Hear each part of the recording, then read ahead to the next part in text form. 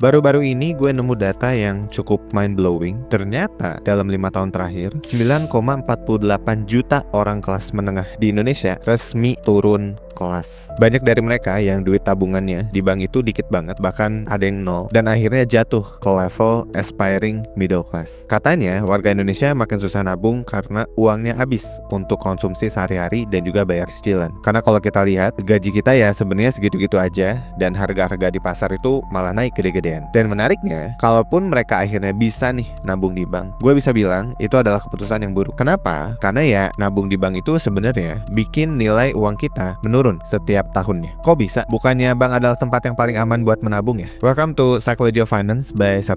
Hari ini kita bakal bahas alasan kenapa menabung di bank adalah keputusan yang bodoh. Enjoy!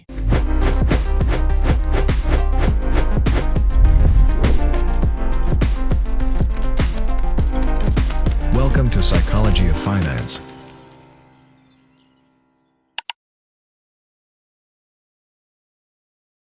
Gue bisa bilang, keputusan kita buat menabung di bank itu salah. Kenapa? Karena ya orang itu suka lupa ya sama yang namanya inflasi. Contohnya gini, ortu gue dulu suka cerita kalau mereka dulu ketika pegang uang nih 75.000, itu mereka udah bisa beli emas 1 gram di tahun 98. Dan jujur, gue iri ya sama mereka. Karena hari ini kalau kita mau beli emas, itu harganya udah nyampe di angka 2,4 jutaan. Udah lebih mahal buat dapat emas 1 gram doang. Dan ini adalah bukti nyata dari inflasi ya. Kalau dalam istilah keuangan, ini juga dikenal sebagai time value of money. Jadi sebenarnya itu bukan emasnya yang makin mahal, tapi ya emang nilai rupiah kita aja yang semakin lemah karena kemakan inflasi. Nah, masalahnya sistem tabungan bank konvensional di Indonesia itu nggak didesain buat ngalahin inflasi. Bunga tabungan di bank konvensional itu kecil banget guys. Umumnya cuma 0 sampai 2% per tahun, dan ini juga jarang banget ya bisa nyampe 2%. Belum dipotong biaya admin yang biayanya tuh bisa sampai 120.000 ya per tahun. Dan kalau mau transfer ke rekening yang beda juga ada lagi ya biaya admin dan pajak sebesar 20%. Sedangkan angka inflasi buat kebutuhan kita sehari-hari aja itu parah sebenarnya. Harga beras aja udah naik ya 5,8% sampai September kemarin, dan harga telur juga udah naik ya 7,3% per Oktober kemarin. Bahkan kalau anak lo masuk sekolah swasta, itu uang pangkalnya udah naik 10 sampai 15% per tahun. Artinya real inflation yang kita rasain itu bisa sekitar 6 sampai 15% per tahun. Biar lo lebih kebayang lagi, gue bakal coba simulasiin dari tabel yang ada di layar ini ya. Lo bisa coba lihat. Katakanlah lo punya uang nih, uang dingin 10 juta. Lo tabung di bank dengan bunga 0% ya. Nah, dari situ lo nggak dapet return tuh dalam bentuk bunga. Dipotong biaya admin, tabungan lo sisa 9.880.000. Tapi karena inflasi gaya hidup itu naik nih 6%, nilai uang lo sebenarnya turun jadi 9.320.000. Nah, jadi sebenarnya lo itu sekarang udah rugi sekitar 679 ribuan per tahun secara nilai real. Dan ini gila banget ya, dalam 1 tahun nilai uang kita bisa turun sampai sebesar ini. Jadi ibaratnya nih, lo nabung di bank, itu duit lo itu secara angka gak nambah, dan daya belinya malah berkurang pula. Bahkan angka minus itu tuh baru inflasi barang. Belum ditambah depresiasi nilai rupiah terhadap dolar yang rata-rata melemah sekitar 8% per tahun. Jadi kalau lo hitung resiko ini, sebenarnya tabungan lo itu minus jauh lebih parah lagi. Dan syukur-syukur juga ya kemarin dari Pak Purbaya masih bisa ya ngejaga kurs kita biar nggak jeblok banget ke angka 17.000 di tahun ini. Nah, pertanyaannya, gimana nih cara biar kita bisa nabung, dan nabungnya tuh gak bikin boncos, bahkan kalau bisa itu ngehasilin cuan yang mantap ya. Kita bakal coba bahas di section selanjutnya.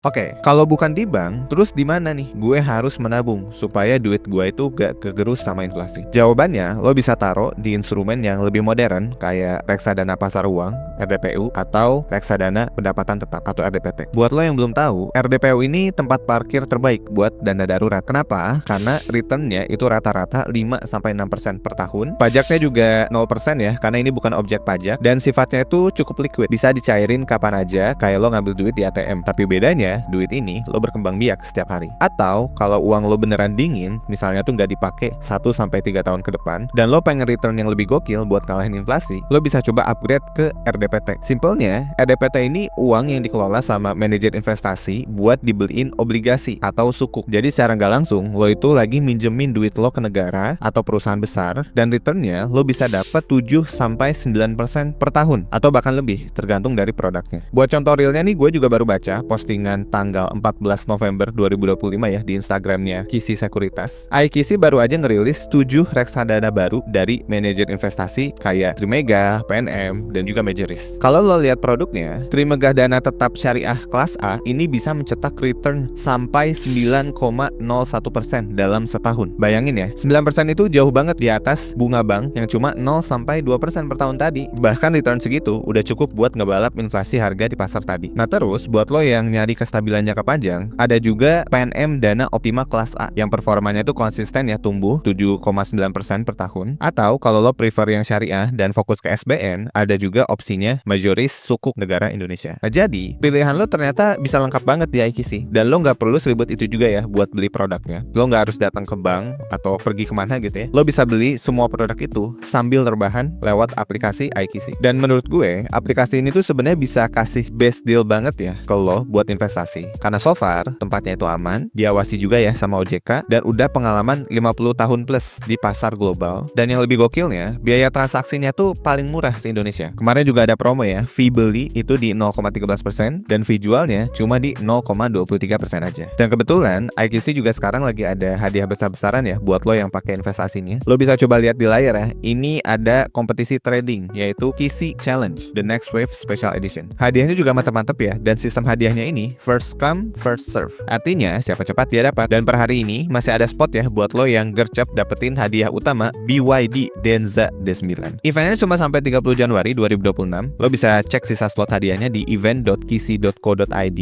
atau lo bisa langsung aja ya, klik link yang ada di description box.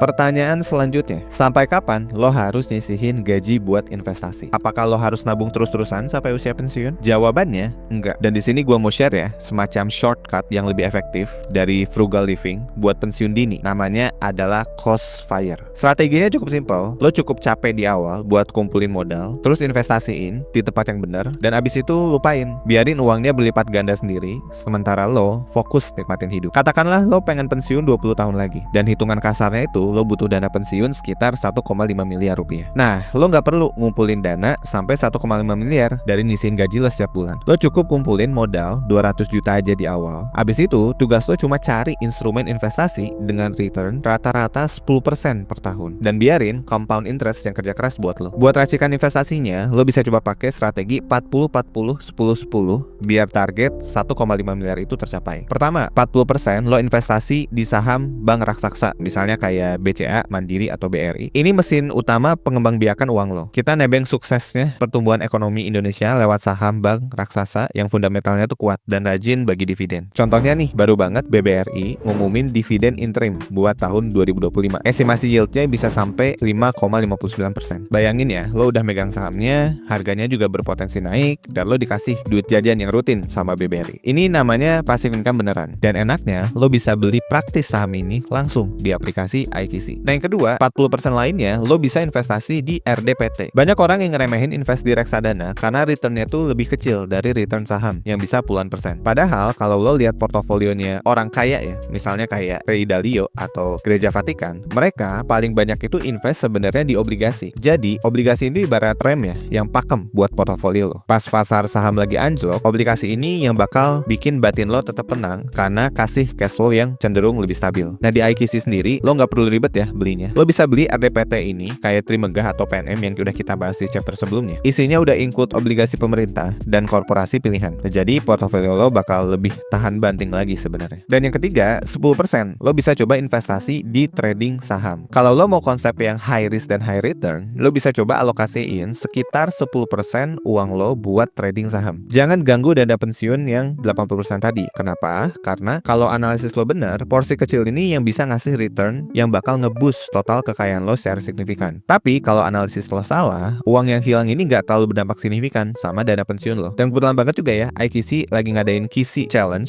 The Next Wave, dan ini kompetisi trading yang hadiahnya tuh nggak main-main. Nah jadi lo bisa pakai porsi 10% ini buat asah skill analisis teknikal lo, dan syukur-syukur kalau lo menang kompetisi dan dapat hadiah utama mobilnya tadi ya. Cek aja langsung sisa slot hadiahnya di websitenya ya, event.kisi.co.id, atau klik link yang ada di description box ya. Dan yang keempat, 10% terakhir, lo bisa investasi di emas atau Bitcoin. Ini adalah aset pelindung nilai ya. Lo bisa pilih emas yang konservatif atau Bitcoin kalau lo percaya digital gold. Dan inget ya, fungsi mereka di sini cuma sebagai asuransi atau hedging. Kalau ekonomi dunia hancur, aset ini bakal nyelamatin lo. Nah tapi karena sifatnya itu spekulatif dan gak ngasih lo dividen atau bunga, porsinya itu kalau bisa jangan kegedean. Jadi bayangin ya, cuma dengan modal 200 juta, itu lo investasiin pakai resep ini, terus lo lupain, gak usah ditambah dan gak usah diambil. Pas lo cek nih, 20 tahun kemudian, tahu-tahu itu udah berkembang sendiri, duitnya tuh jadi 1,5 miliar lebih. Asik ya, urusan pensiun lo udah kelar di depan, gaji lo bulan depan, bebas deh misalnya mau dipakai buat ngopi, traveling, atau beli HP baru. Karena ya, masa depan lo udah aman, dan lo gak harus nabung lagi. At the end of the day, inti dari video ini sebenarnya gue mau ngajak lo buat ngubah mindset ya. Bank itu bukan gudang penyimpan kekayaan ya. Simpan uang di bank secukupnya aja buat operasional lo bulan ini, dan uang dingin lo bisa investasiin di tempat lain lewat aplikasi kayak IKC. Jadi mulai hari ini, coba cek lagi ya mutasi rekening lo, cek lagi di mana uang nganggur lo berada, dan coba mulai belajar investasi biar jeripayah lo nggak sia-sia. Jadilah investor yang cerdas, bukan penabung yang lugu. Dan kalau lo suka video-video finansial kayak gini, lo bisa coba cek aja ya. Ada satu segmen di kita namanya Psychology of Finance. Lo bisa cek dan klik videonya di sebelah kiri, atau lo juga bisa cek rekomendasi kita yang ada di sebelah kanan. That's all for today. Gue Danang dari 1%. Jangan lupa bahagia dan jangan lupa hidup seutuhnya. Thanks.